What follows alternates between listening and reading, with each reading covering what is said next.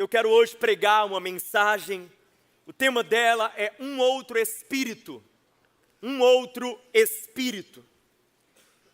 E a minha mensagem é para que eu e você possamos hoje entender que para onde Deus está nos conduzindo, nós precisamos ter um espírito diferenciado. Nós precisamos carregar uma essência que se distingue da maioria, da multidão, da massa.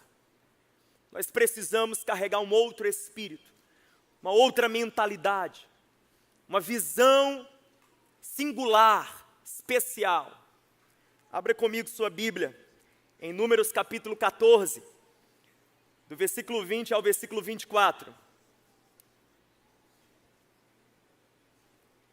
Eu leio com você a palavra de Deus. Ela diz assim: o Senhor respondeu: eu os perdoei conforme você pediu. No entanto, juro pela glória do Senhor, que enche toda a terra, que nenhum dos que viram a minha glória e os sinais miraculosos que realizei no Egito e no deserto, e me puseram à prova, e me desobedeceram 10 vezes. Aqueles que viram, mas na hora do teste, eles não creram. Eles viram sinais, milagres. Eles viram o que eu realizei já. Mas na hora do desafio, eles não confiaram. Deus disse: nenhum deles chegará a ver a terra que prometi com juramento aos seus antepassados. Ninguém que me tratou com desprezo haverá.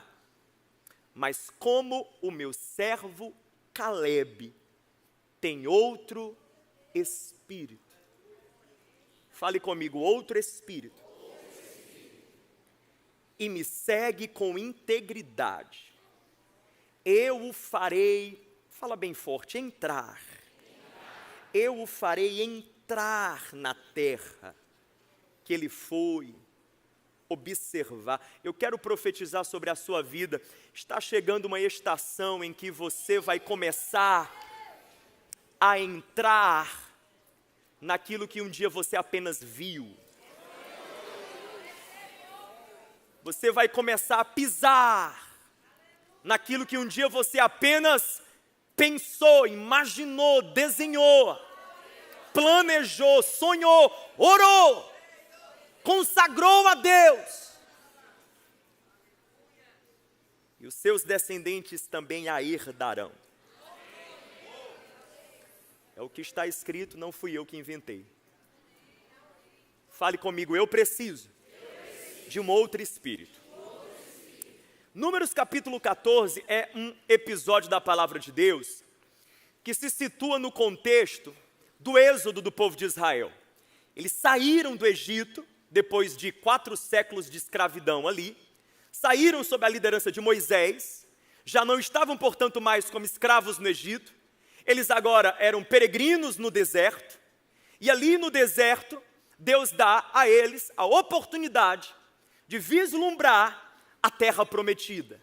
A terra que Deus havia prometido a Abraão, lá atrás, ao pai deles na fé, ao pai daquela nação.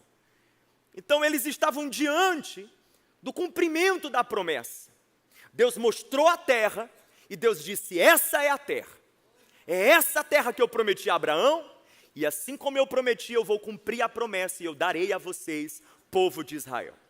Moisés, então, adotou a seguinte estratégia. Ele escolhe 12 homens, 12 israelitas, 12 príncipes, não eram homens comuns do povo, eram 12 nobres, e ele escolhe esses 12 homens para espiar a terra, ou seja, para ir naquele lugar e discernir, identificar, perceber quais os desafios esperavam os israelitas ali. Porque, obviamente, uma terra que mana leite e mel, uma terra próspera como aquela, naquela região, não estaria sem habitantes. Alguém já estava ali. Eles teriam que desapossar pessoas, desapossar habitantes, ou seja, haveria guerra, haveria luta, haveria enfrentamento. Então, para que eles se preparassem adequadamente, para que eles calculassem, medissem o tamanho do desafio, Moisés adota essa estratégia. Ele escolhe 12 homens para espiar, para ver a terra. Esses 12 homens vão nessa missão, cheios de discrição, eles vão para ver o que é que aguarda ali os israelitas, e eles voltam com o relatório, eles voltam com notícias. E nesse ponto, o grupo de 12 se subdivide. Passa a existir, na verdade, um grupo de 10 de um lado e um grupo de 2 do outro. Do lado de cá, 10, uma maioria, que trouxeram registros negativos. O relatório deles foi o pior possível. Eles começaram a falar: não há como, nós não vamos vencer, os inimigos que estão ali são grandes demais. Eles começaram a profetizar contra eles mesmos. Eles estavam dando a própria sentença de derrota para o seu povo. Do outro lado, apenas 2 homens, minoria no grupo, Josué e Caleb. A Bíblia diz que Josué e Caleb, eles andaram nessa contramão. Eles disseram: não, calma aí, subamos à terra, porque certamente o Senhor nos dará essa terra. Nesse momento, há uma clara distinção aqui, 10 versus 2, maioria versus minoria. Mas não para por aí, porque esses 10 que não creram, esses 10 que exaltaram o inimigo e subestimaram o seu Deus, eles conseguem contaminar toda a nação. E aí o número aumenta, porque a previsão é que quando os israelitas saíram do Egito, havia em torno de 2 milhões de indivíduos ali. Ou seja, era uma comunidade gigantesca. 2 milhões é uma cidade, é uma metrópole. Então faz a conta aí. 2 milhões com esses 10 aqui, 2 milhões de pessoas falando: não podemos, não vai dar certo, derrota na certa. Do outro lado, apenas 2, Josué, Caleb, dizendo: subamos, porque o Senhor nos dará vitória. Agora vamos usar um pouco mais da matemática. Mas a conta é fácil, não tem qualquer questão aqui se você tiver trauma do ensino médio. 2 em 2 milhões é 1 em 1 milhão, sim ou não? Então Josué e Caleb, eles tinham um espírito de 1 em 1 milhão. Eles tinham uma compreensão, uma visão, uma fé, uma confiança nas promessas de Deus, de 1 em 1 milhão. E aqui está a palavra de Deus para a minha vida e para a sua. Enquanto eu meditava, o Espírito Santo dizia exatamente isso ao meu coração, para eu falar para você: se eu e você queremos entrar onde Deus está nos convidando a adentrar, nós vamos ter que ter um espírito de 1 em 1 milhão.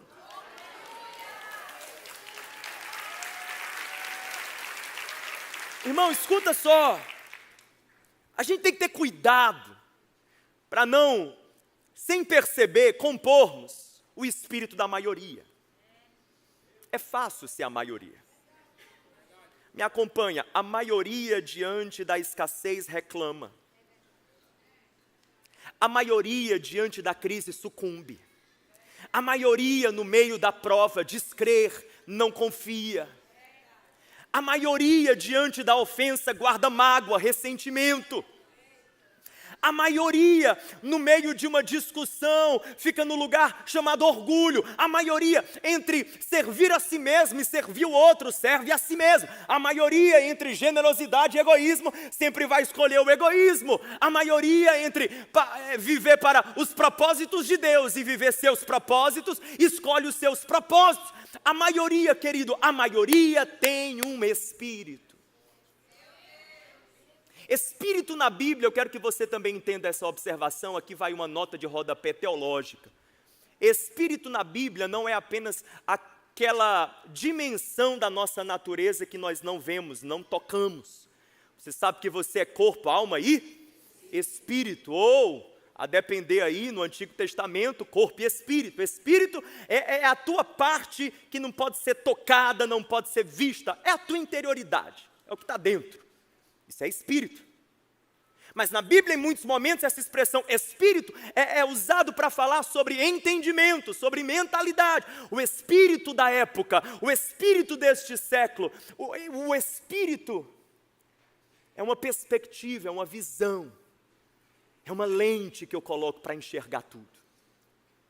Aqui eu estou falando, a maioria tem o seu espírito, a maioria já tem o seu caminho, bem definido os seus padrões, a maioria entre a mediocridade e a excelência, vai se acomodar na mediocridade, a maioria, irmão, tem o seu espírito. Hoje Deus está dizendo que eu e você, nós precisamos ter o espírito de 1 em 1 milhão.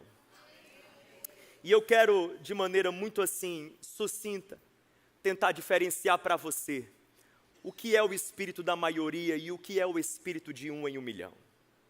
Esse espírito diferenciado que nos faz caminhar nos passos de Caleb e ser gente que toma posse das promessas de Deus para a sua vida.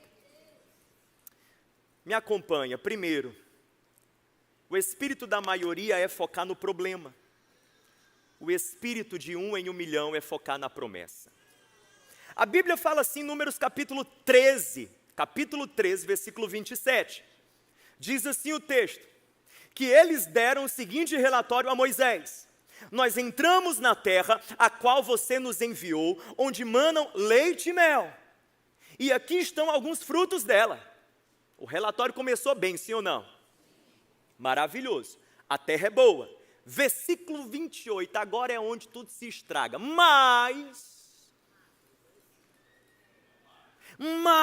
o povo que lá vive é poderoso, e as cidades são fortificadas e muito grandes.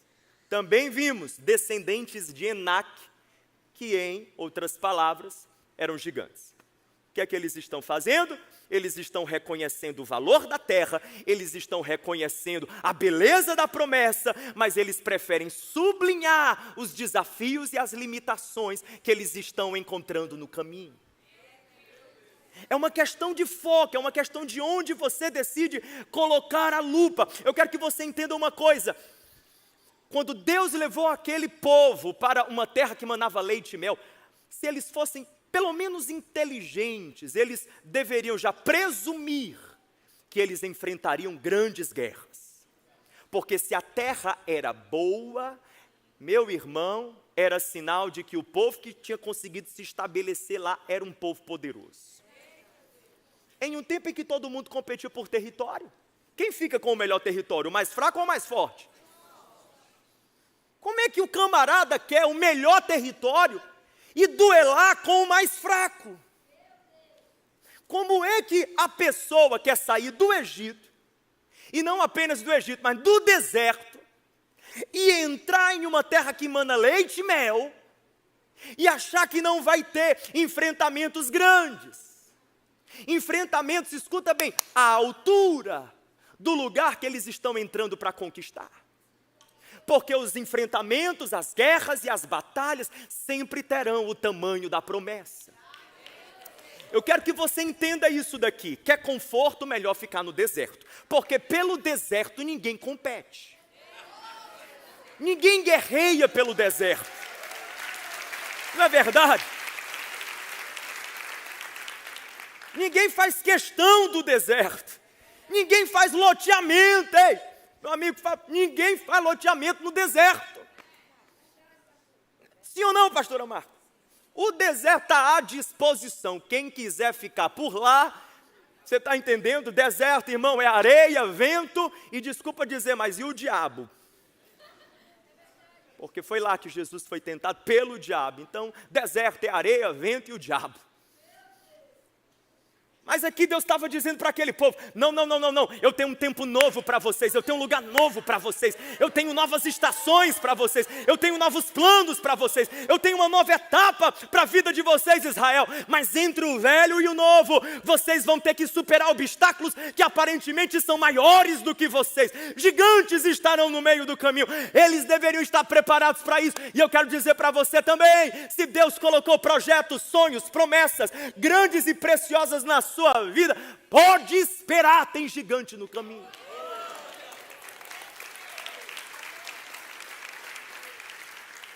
Agora a questão, escute bem, a questão é o poder que esse mais vai ter na nossa vida. A terra é boa, mas sempre tem um mais. Você já percebeu? Olha bem para mim, guarda isso aqui para a sua vida espiritual, sua caminhada de fé. Quando Deus te der uma oportunidade, espere, tem um mas. Pode esperar. Vai ter um mas. Sempre haverá um mais quando Deus nos convida para algo maravilhoso. As oportunidades que vêm de Deus. Tem um mas. O anjo chegou para Maria, aproveitando o contexto do Natal, vou usar essa ilustração. O anjo disse para Maria, Maria, bendita és tu entre as mulheres. Ela, opa. E ele disse, olha, você vai conceber o ente santo, o Filho de Deus.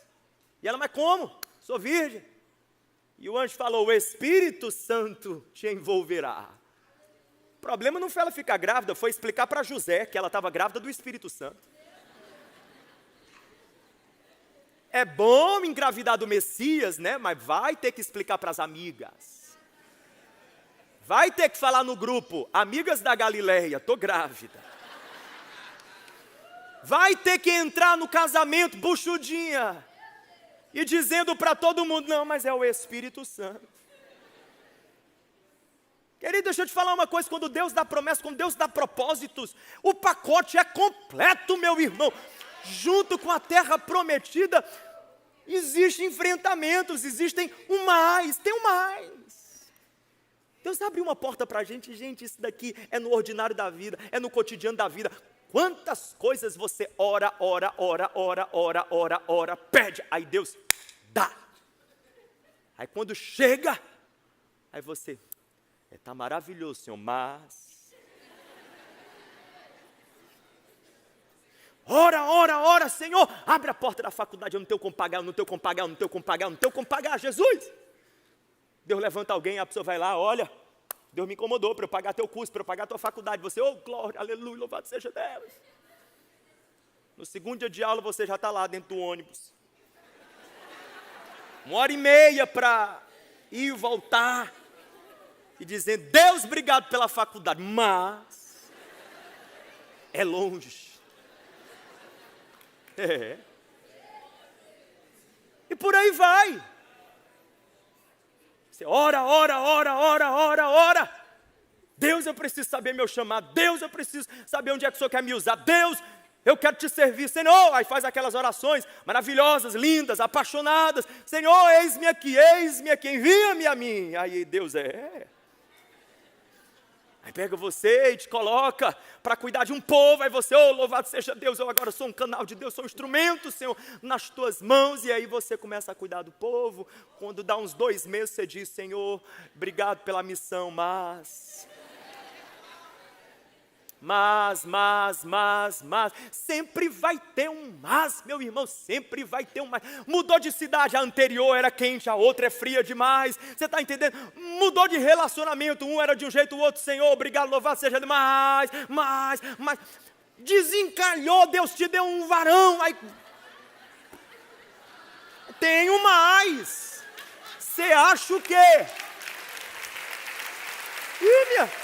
Ei, querida, você está procurando um homem sem mas. Peça para Deus lhe arrebatar, para ele te casar com Jesus de Nazaré.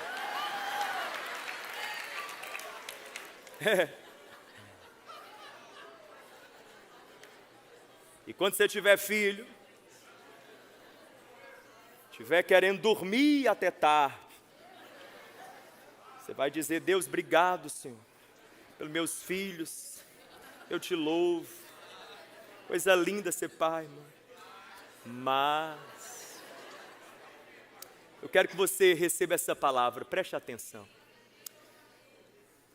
A gente tem que ter cuidado com o mais.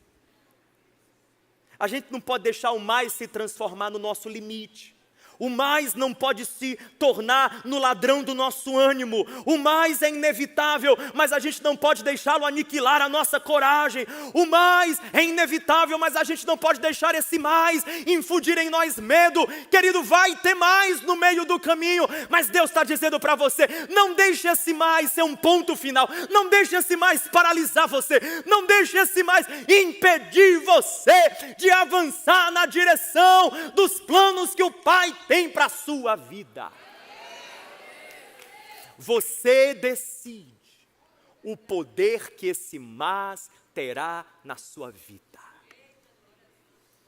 Porque tem muita gente que gostaria de ter essa terra da promessa, mesmo com um mais. E ainda estão escravos no Egito. Dava para pregar outra mensagem aí. Tem muita gente que tudo o que queria era pelo menos estar na porta da terra prometida, ainda que contemplando gigantes, do que estar debaixo das chicotadas de Faraó. Entende, meu irmão? Eu quero fazer essa pergunta para você. Você compreende que fé envolve um elemento de risco? De maneira que o questionamento é, qual foi a última vez que você entrou em algo que você precisou verdadeiramente depender da manifestação de Deus? Quando foi a última vez que você se meteu nessas enrascadas divinas? Nessas coisas que Deus põe na nossa mão. E que você só dá conta se Deus der as caras. Se Ele não der as caras, projeto falido. São os momentos em que eu e você, a gente aprende de verdade o que é crer e confiar no Senhor. Eu quero profetizar sobre a sua vida. Eu e você não teremos o espírito da maioria. A gente vai ter o espírito de 1 em 1 milhão. A gente vai ver os problemas, mas vai decidir focar, enfatizar e se agarrar às promessas. A gente vai perceber os gigantes que estão no meio do caminho, mas nós vamos falar, Senhor, se foi o Senhor quem abriu essa porta, o Senhor quem me deu essa chance, o Senhor quem me colocou nesse lugar, o Senhor quem me concedeu essa tarefa, não faltará graça, favor, força e unção, Senhor, ó Deus, para eu avançar nisso daqui. Eu confio em Ti, Senhor. Eu confio em Ti, Senhor.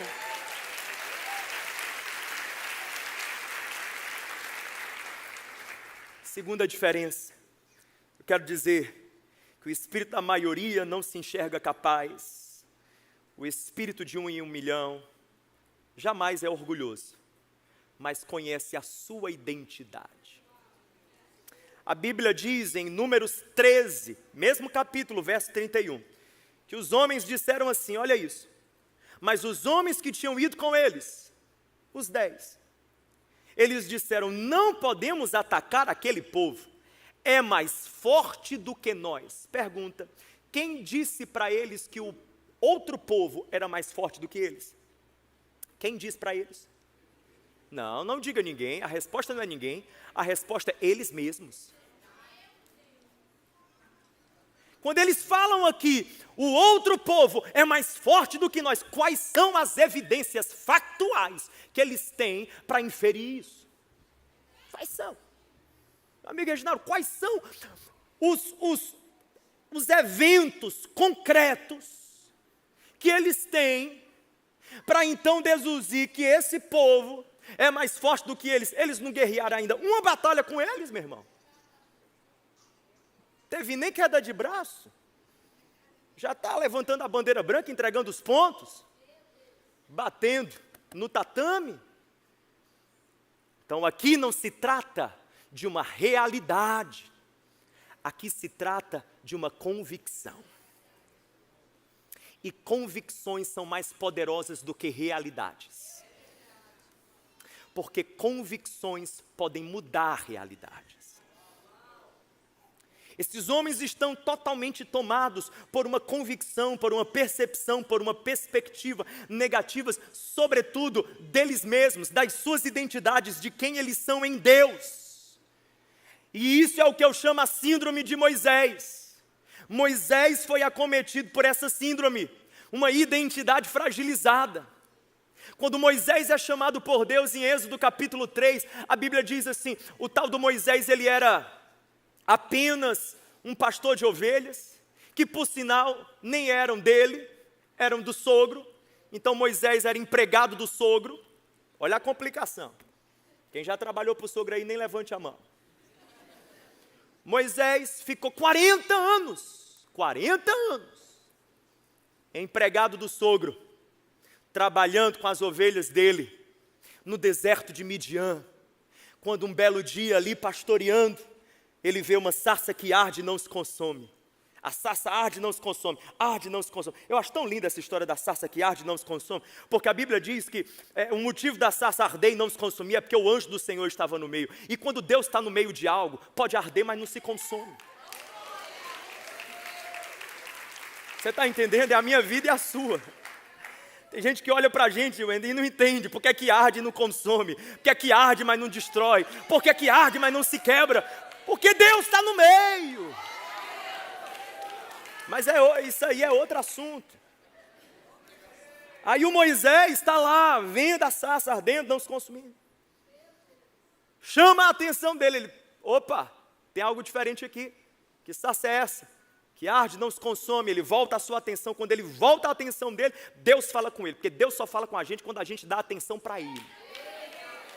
Quando ele volta a atenção dele, o Senhor fala com ele e Deus começa a dizer, Moisés, Moisés. Na Bíblia, sempre que Deus fala o nome da pessoa 2 vezes, o negócio é sério. Se Deus falar com você algum dia e chamar teu nome 2 vezes, prepara.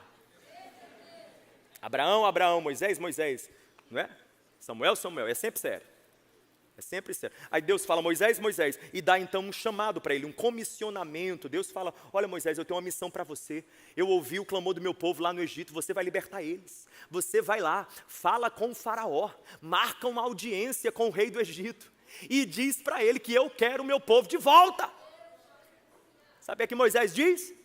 Êxodo capítulo 3, ele responde dizendo assim, quem sou eu para ir ter com faraó? Chamado grande, mas uma identidade fragilizada. Quem sou eu? E nesse quem sou eu, Moisés começa a lutar contra o seu chamamento divino. Meu irmão, é claro, se você navegar na biografia de Moisés, você vai encontrar as razões. Por que ele diz quem sou eu? Porque Moisés sempre foi um homem de identidade confusa. Ele nasce hebreu, mas cresce egípcio. Ele é tão confuso que um belo dia, quando ele vê um hebreu brigando com um egípcio, ele vai e participa da briga, ele toma parte pelo hebreu, mata o egípcio, corre, foge. Porque ele não sabe quem ele é, se é hebreu, se é egípcio. É um homem confuso na sua identidade. É um homem confuso, totalmente confuso. Ele não sabe quem ele é no Senhor, em Deus. Deus vai ter que ensiná-lo. Deus vai ter que arrancar de dentro de Moisés a sua verdadeira identidade. E hoje eu quero dizer para você a palavra que Deus colocou em meu coração para eu compartilhar com a sua vida. Ou você entende de uma vez por todas quem você é em Deus, ou você não vai conseguir entrar onde Deus quer que você entre.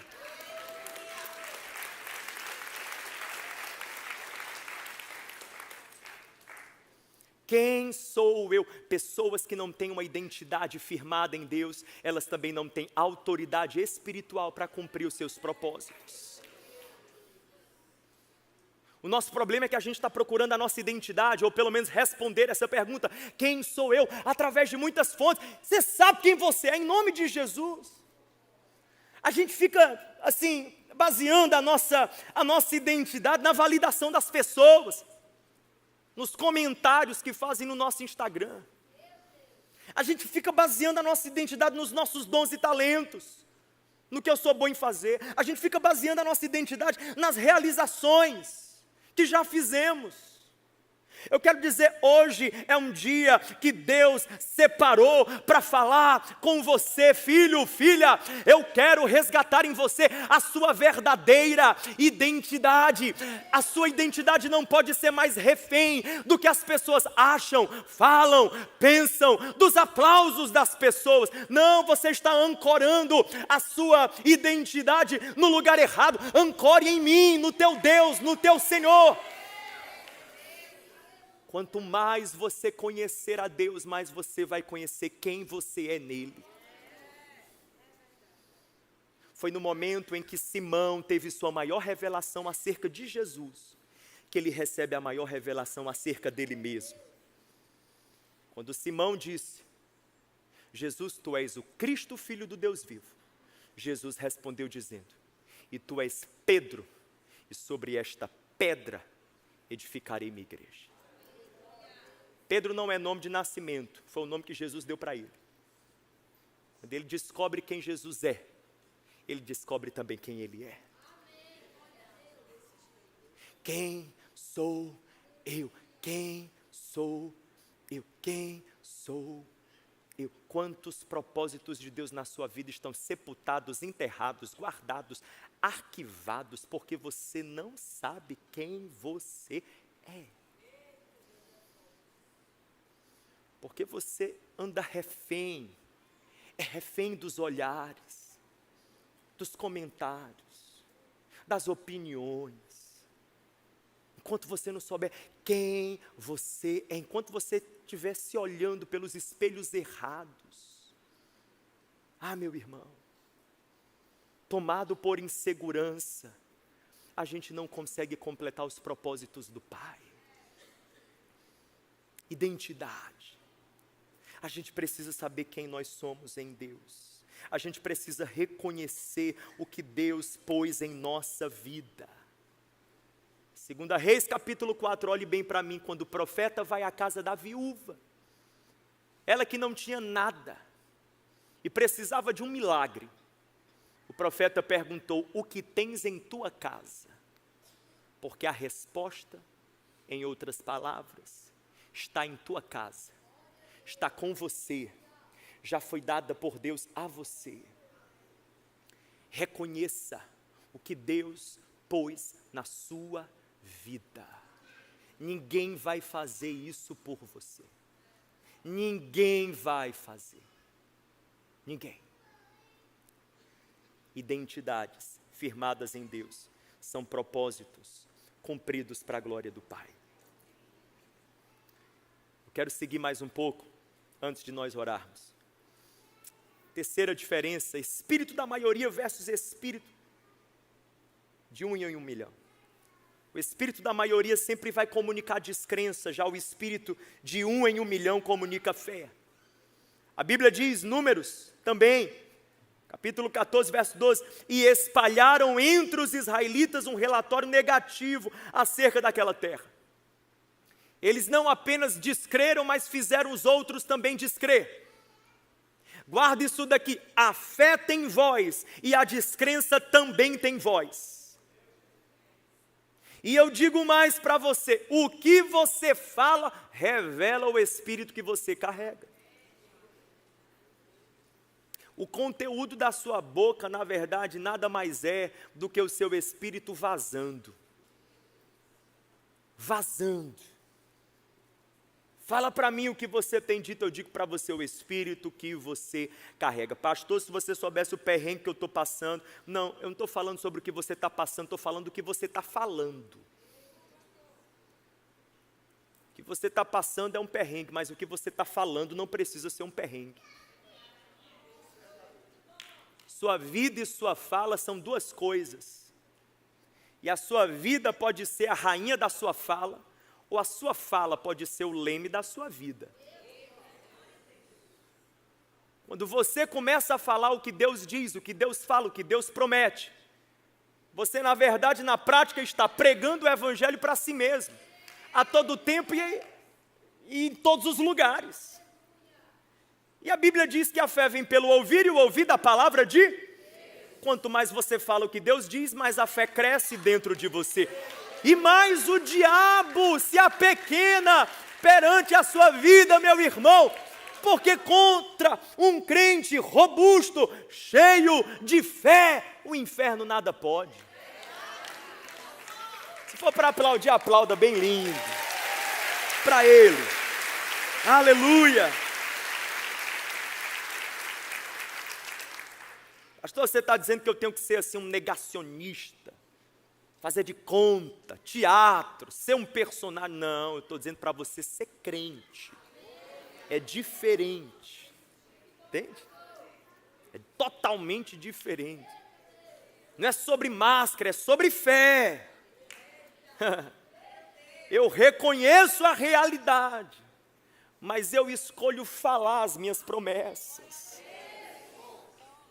Eu sei o que é que está acontecendo. Eu sei dos gigantes que me esperam ali, a porta da terra prometida, mas eu escolho falar do Deus que me deu a promessa, do Deus que me enviou para lá, do Deus que já disse: a minha mão é sobre você, do Deus que me anima, me renova, me fortalece, me guarda, me sustenta, me mantém a todo tempo. Eu prefiro falar dele.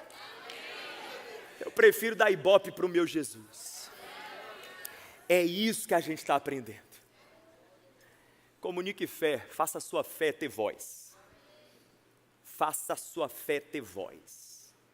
Coloque um megafone na sua fé. E ponha em silêncio o seu medo. 4. Esse daqui é bom. Pega esse daqui, olha aí. A diferença do espírito da maioria para o espírito de 1 em 1 milhão é que o espírito da maioria dirige-se para o passado. Já o espírito de 1 em 1 milhão dirige-se para o futuro. Veja o que é que a palavra diz, capítulo 14, versos 3 e 4. Eles disseram assim: por que o Senhor, olha isso, gente, os 10 aqui que descreram, por que o Senhor está nos trazendo para esta terra? Só para nos deixar cair a espada? Nossas mulheres e nossos filhos serão tomados como despojo de guerra. É muita desgraça em uma boca só. Aí vem a pergunta: não seria melhor voltar para o Egito? E disseram uns aos outros: escolheremos um líder e voltaremos para o... Estão fazendo uma excursão para o Egito. No Egito eles eram o quê? Ah, Jesus amado. A pessoa está cogitando a possibilidade de voltar a ser escravo. Ao invés de caminhar em direção à liberdade. Por que é que eles estão cogitando a possibilidade de voltar para o lugar da escravidão e não insistir e perseverar no caminho da liberdade? Porque conquanto a escravidão tem as suas dores, conquanto o ser escravo acarrete alguns açoites nas costas, mas pelo menos como escravo, eu sei muito bem como estou, onde estou, o que farei, eu tenho lugar, eu tenho um mantimento mínimo, eu consigo sobreviver, está ótimo, consigo sobreviver. É doído? Sim. É complicado? Sim, mas consigo sobreviver. Já para ser livre eu vou ter que encarar a aridez do deserto. Para ser livre eu vou ter que duelar com os gigantes. Para ser livre eu vou ter que colocar o pé e esperar Deus colocar o chão.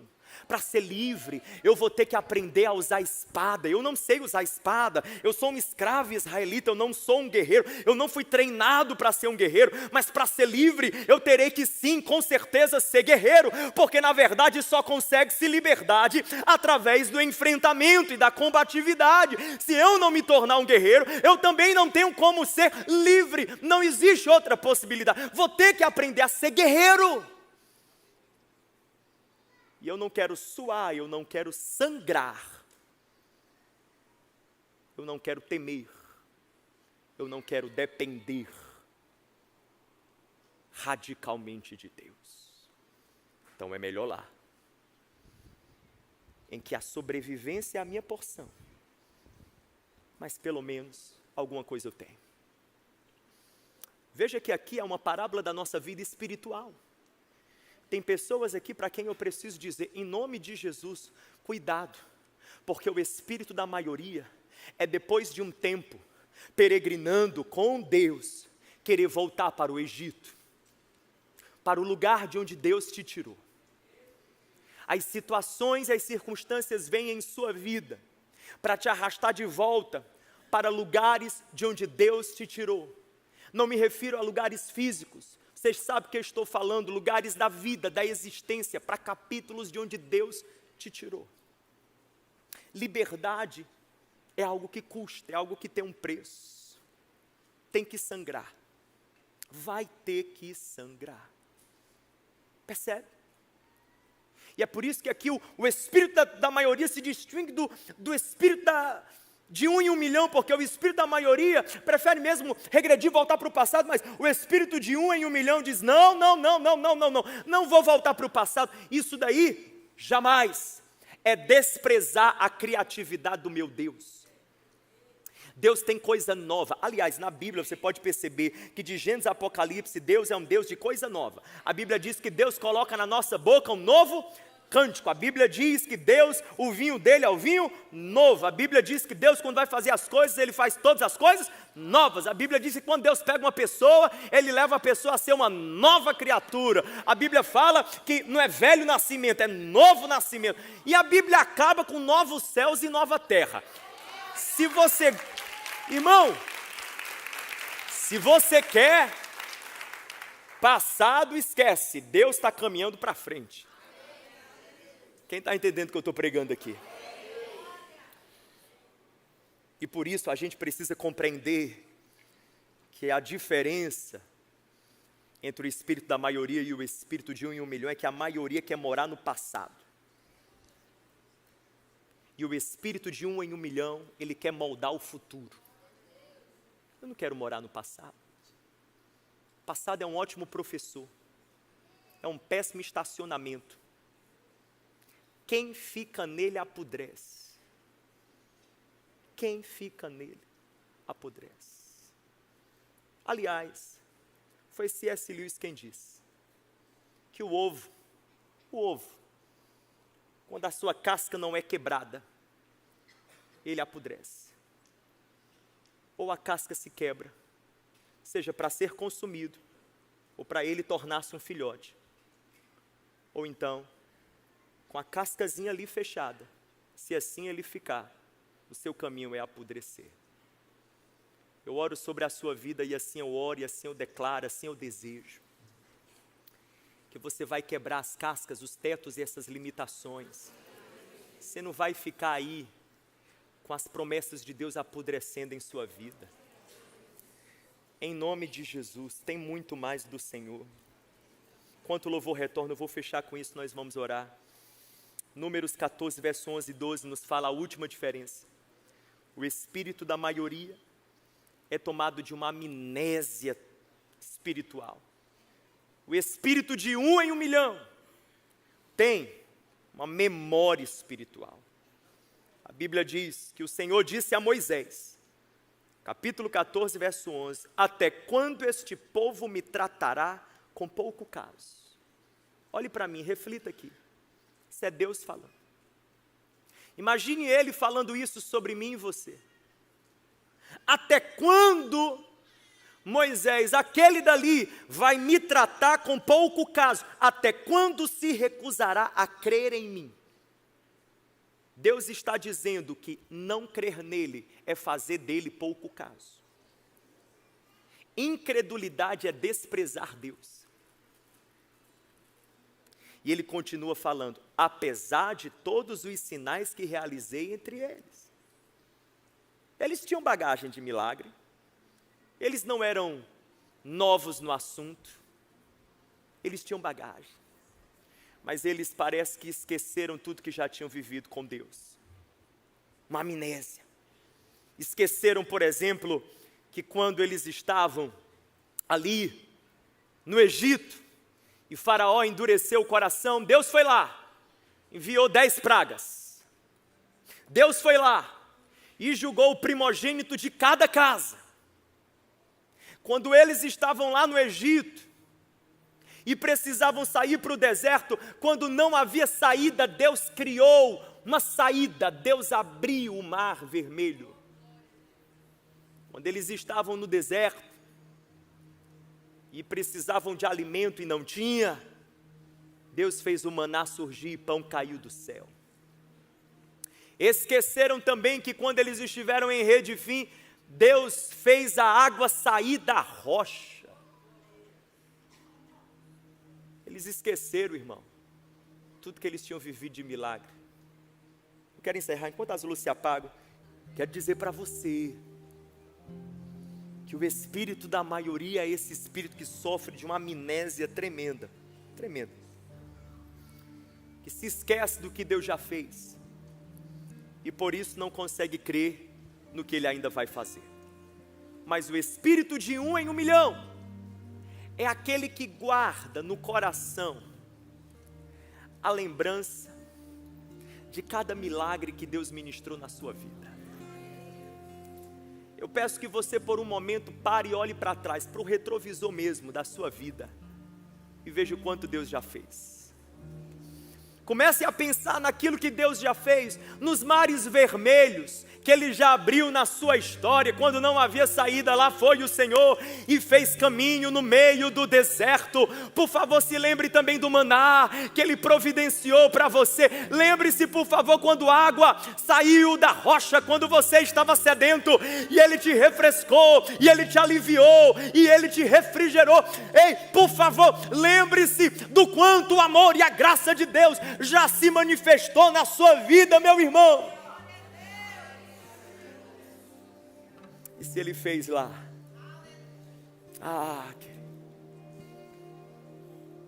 toda história vivida com Deus não é para a gente guardar num livro mofado. Toda história vivida com Deus é para ser combustível da fé e da confiança que precisamos para viver o nosso agora. Fique de pé, ore comigo, feche os seus olhos.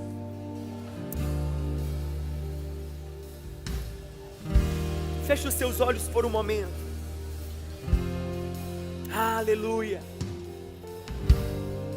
Você entendeu o recado? Deus está hoje dizendo: ei, um espírito diferente, um outro espírito.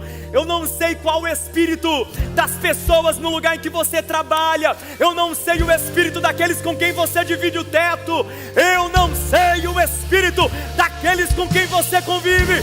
Mas Deus está dizendo: o seu espírito é outro, é outro, é outro, é outro, é outro.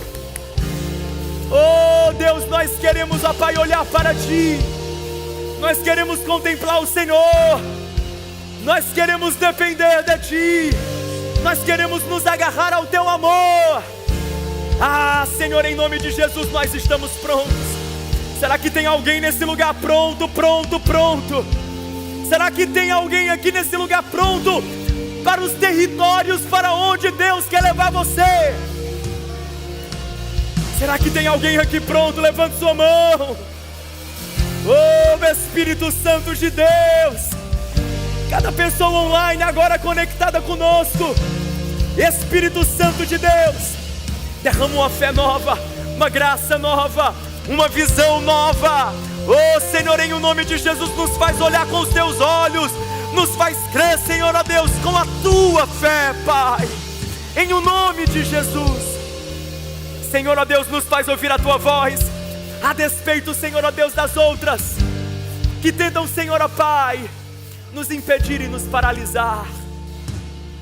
Afinal de contas, nós não temos o que temer, pois Tu és conosco, Tu és por nós. Em nome de Jesus, em nome de Jesus. Você pode cantar isso comigo e dizer: temer por quê?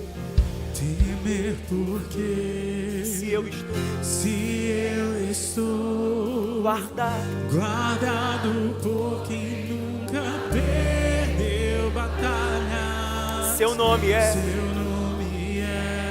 Jeová Jireh. Jeová Jireh, e as provei de novo, porque Ele já fez. que houver, venham os gigantes. Irás prover de novo. Eu creio. Eu não vivo. Não. Vivo no que creio.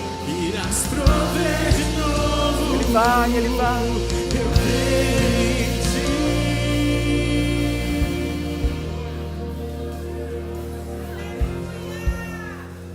Calabacharabalabacantaramaço e calabaço yanderecando no coxore calamaço. Para onde Deus está levando você? Você não tem como carregar mais espírito de maioria. Aqueles 10, juntamente com os outros milhões que não creram, em 40 anos de deserto, morreram ali mesmo no deserto. O deserto não foi sua escola, o deserto foi o seu cemitério. Não é o que Deus tem para mim e para você. Na minha vida e na sua, deserto não vai ser cemitério, vai ser escola.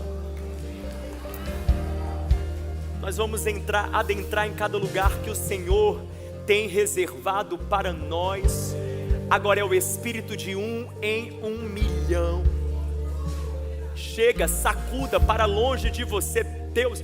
Tem pessoas para quem eu estou falando essa palavra e ela é tão específica e tão profética, porque os ambientes e contextos onde você vive, transita, trabalha, é tão permeado do espírito da maioria.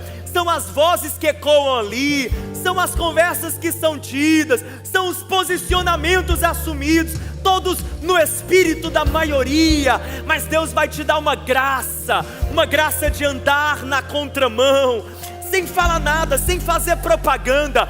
Sua fé não precisa de propaganda.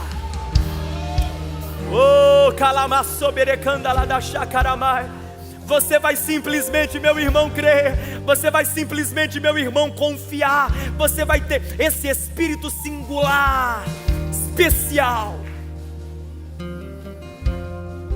Simples assim. Esse sobre o qual falei hoje.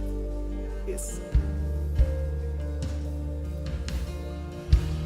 E então você vai começar a perceber que são pessoas pequenas, limitadas, mas com outro espírito, que herdam as promessas de Deus. Simples assim.